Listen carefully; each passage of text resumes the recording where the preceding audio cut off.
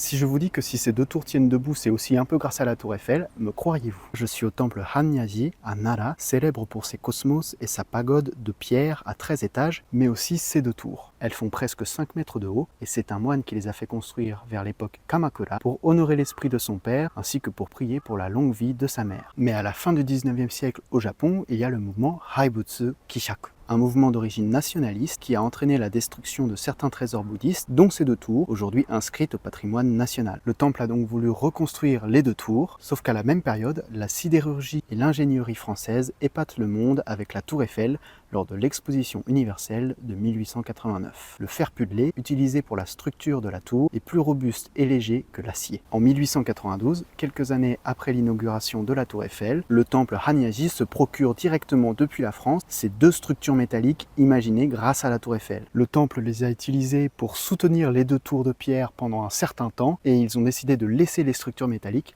dans l'enceinte du temple. Je trouve que c'est un joli hommage rendu à l'amitié entre la France et le Japon.